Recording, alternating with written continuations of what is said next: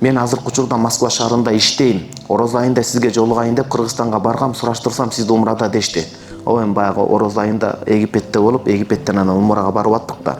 Эми окуубуз 1-2 жылда бүтүп калса, бияка келишибиз керек туугандар. Акыркы күндөгү келген суроолор адамдын аң сезимин ушундай бир ойлондуруп, мындай башкача чечимдерге баратабыз да. Анткени дагы көбүрөөк окуп алсак деген максат бар эле, бирок Кыргызстандагы болуп аткан ахыбал, диний дебейин, жалпы ахыбал өтө кыйын болуп атат да. Жаш балдар өлөмүн деп атат. Эркеги деле, кыздары деле жашоого негедир башка. Эмне үчүн мунун себебин бүгүн өтө чоң. Бир топ жашка келген аксакал, дин жаатында дагы, мамлекеттик кызматта дагы тажрыйбасы мол болгон адам менен атайын ушул тармакта жолугушуп сүйлөшсөм, ал экөөбүз диндин элегине салып, жашоонун социалдык элегине салсак, эки нерсе. Биринчиси, жаштар азыр могу интернет айдыңынын курбанчылыгы болуп калып атат. Интернетти көрөт, өзгөчө интернетте тез байыйсың деп сабак өткөндөр ошол күнөөнү мойнуна алышат. Анткени эрте курулган үйдөн коркуш керек. Эмнеге сапаты начар ал? Бир жерди бүгүнкү күндө сиз азыр зымыратып асман тиреген үй биякта турсун, бир тууганым. Ошол жердин фундаментин салуу үчүн канча текшерүү келет, туурабы? Бул жер баягындай уурдалып басылып алган жер эмеспи? Документура бул канча өлчөнүп атат, канча коюлуш керек? Эми жалпы жонунан түшүндүңүз да. Аны ошол адистер кенен билет. Анан тез элептеп эле тааныш беш кылып, пара акча берип, жанагындай тааныш беш кылып тез куруп салса, ал үйдөн коркуш керек. Бирөө четке чыгып 2 жылдын ичинде бардыгын биларман болуп, отуруп эле фатва айтып атса, андан да коркуш керек. 2 жылда адам чын-чынына келгенде фатваны бияка коюңуз, диний чечимди. Араб тил грамматикасын терең өздөштүрө албашы мүмкүн. Араб тил грамматикасын терең өздөштүрүү өтө кыйын 2 жылдын ичинде, 1 жылдын ичинде. Анан кантип ал адамдан биз диний жоопту күтөбүз? Кудум ошол сыяктуу тез байыйсың, мына мондай болсоң байыйсың деп отуруп, жаштарды жанагындай ушул нерсеге жетелеген. Жеңил жашоо ушул бузуп атат экен да. Тез байыйын деген түшүнүк.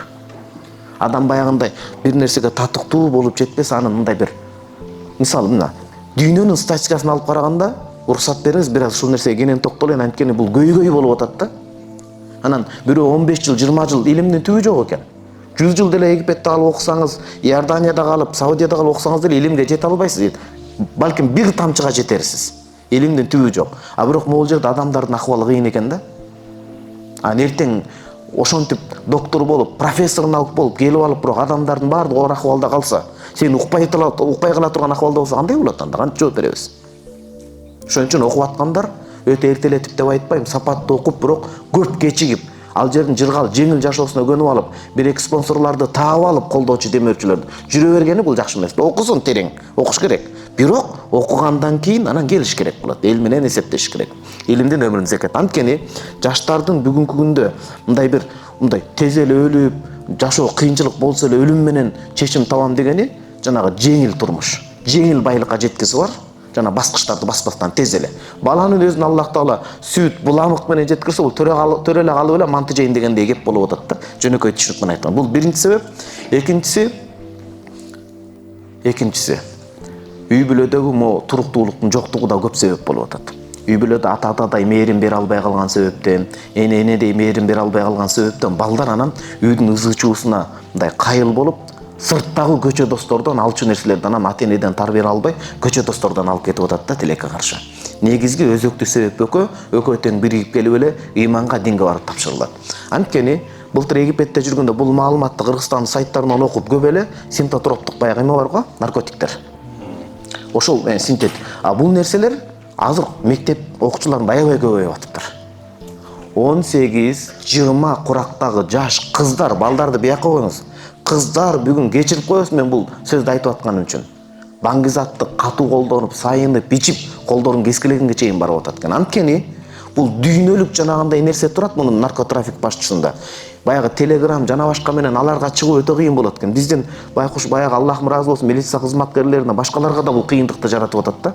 Мектеп окуучулар законго оор тартылбай калат экен кылмышка бир чети. Анан жанагынтип Telegramдан чыгат, башкадан чыгат да, ушул акчаны төлөйсүң, баланчы жерден алып кетесиң, анан баркып таркатасың деп, жеңил оокат, жеңил байлыкка кызыгып атат да.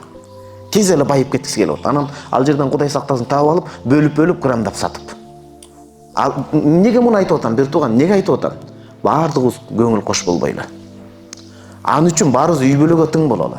Балдарга мээрим берели, тарбиялайлы, окуталы, ыймандын негизинде. жүрөктө, көкүрөктө Кудай көрүп билип турат деген иман болбосо, ашыкча акылмандык жарга алып барып түртөт сизди кайра. Жүрөктө Кудайдан корко турган такыбачылык сезим, иман болбосо, ашыкча билим да адамга зыян алып келет ал. Бардык акылдуулук керек, илим, билим керек, имандын тегерегинде керек болот. Бул жер сыяктуу эле элестетиңиз. Жери жок өрөндү абага себе албайсыз сиз. Эч качан абага, бакка, шакчага өрөн эгилбейт, ал жер керек, жерге эгилиш керек. Кудайдын бекиткен мыйзамы ошондой. Ошон үчүн мурда эмнеге муну айтып күйүп атам, кечирип коесуз. Мурда чоңдор эми жаш чоңдор ажырашып атат, жаш чоңдор зина арам мамилеге барып атат, жаш чоңдор уурдап коюп атат, жок. Азыр ал маселе ылдый түшүп атат. Сиз коркунучту элестетсеңиз, ал маселе мектеп курагына түшүп атат. Мектептеги балдар наркотика, мектептеги балдар намысынан башкадан ажырап калып атат. Мектептеги балдар уяттан ажырап калып атат. Мектептеги балдар гей, лесбиянка болуп кетип атат. Кылмыштуулуктун, экинчи ыймансыздыктын, үчүнчү уятсыздыктын, ушундай толгон токой кыйынчылык, азап тозоктун бардыгынын курагы жаш болуп кетип атат. Анан биз телегейбиз теги сыяктуу аштан ашка, маанисиз нерселер менен алек болуп кетип атабыз дагы. Биз азыр күлө турган эмес, балким биз ыйлай турган акыбалдабыз тургандар. Ыйлай турган акыбалдабыз. Эгер жаш муунду колдон кетирип алсак, өтө кыйын болуп калат. Муну чечүү үчүн ар бирибиз өзүбүздүн үй бүлөбүзгө тең бололу. Убакыт ажыраталы. Тарбия деген эмне? Уруксат бересиздерби? Кичине ушуга токтолуп койсоң. Тарбия деген эмне? Тарбия дегенчи эки сөз. Тарбия эки сөз. Тарбия албетте имандын ичинде болуш керек. Ал сөз жок ал. Калесиз бул, талаш тартышсыз. Бирок тарбияны имандан кийин эки сөз турат. Биринчи тарбия туруктуулук. Бул туруктуулукту талап кылат. Иштеп жок мен акча менен оозун басып коем деп, акча алган күнү келип оозун басып койуш, ал тарбия эмес ал. Тарбия туруктуулукту талап кылат. Экинчи убакыт ажыратуу. Убакыт ажыратыш керек. Эне убакыт ажыратыш керек. Ата убакыт ажыратыш керек. Мейли ал жашоодо адамдын ээлеген ордун Алла бирөөнү бай, бирөөнү кедей, бирөөнү орто, бирөөнү ортозаар кылып жараткан. Бирок бардыгы тең, кандай болсо дагы келип убакыт ажыратыш керек балдарына.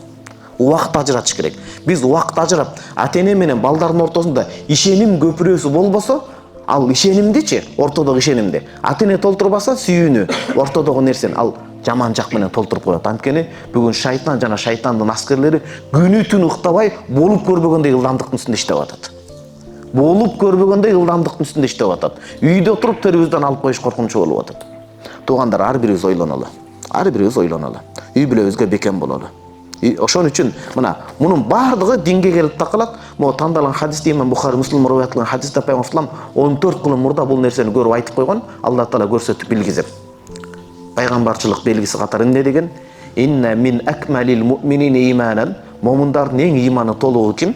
Эң иманы күчтүүсү бул алтафухум би ахли, үй бүлөсүн тың карагандар. Үй бүлөсүнө күйгөндөр, үй бүлөсүн чындап сүйгөндөр, үй бүлөсүнө туруп бергендер, үй бүлөсүнө жумшак мамиле кылгандар. Анан ахсану хулук, кулк мүнөзү жакшы болгондар. Анткени биринчи үй бүлөсү, ата-энеси, үй бүлө бала чакасы, кулк мүнөз деген жалпы адамдарга болгон мамилеси болот. Эки тараптуу бул коом. Ата-энеси, үй бүлөсү, анан мамлекети, үммөттүн ортосунда кулк мүнөзү. Түшүндүңүздү? Ар бирибиз ушул нерсеге көңүл бурбасак, мына кече жакында саат 3гө чейин жүрдүк.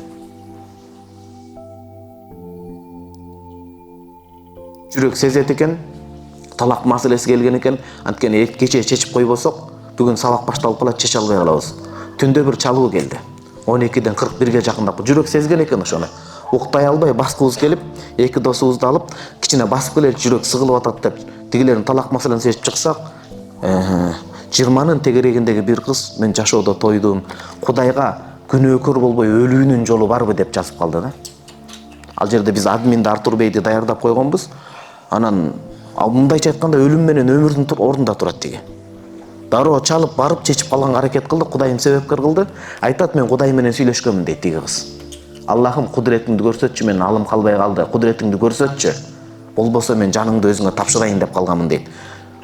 Жанында жашаганда 18-20 жашта кыздар экен, наркотиктин айынан жанагы жерлер, тамырлар кесилип, сайылып болбой калган дейт. Шайтан ошо чөйрөнү таасир эткөн, сыныктан башка жугушту. Жанагыны көрүп, эртең менен кичке чейин аягым буулуп жүрдү дейт. Жин шайтан ошентип азгырат да, буулуп турат адам.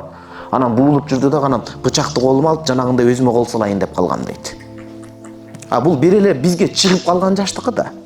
Бизге байланышка чыгып калган бир жаш өспүрүмдүн, бир жаш кыздын ага чейин өткөндө өзүңүз могул жерде, ушул жерде суроону окудуңуз го. Жеке чыгып жооп бербеңиз, кагаздан жооп бериңизчи мен деп атпайбы. Бул эмнеден? Мунун баарын изилдеш керек. Мунун баарын изилдеш керек. Ыймандуулук коркутуп отуруп биз каяка барабыз эртең? Жок болуп кетпейли кырылып бир туугандар. Ар бирибиз ошол үй бүлөдөн башташ керек. Ар бирибиз. Убакыт ажыратыш керек. Кыйын эле айтор.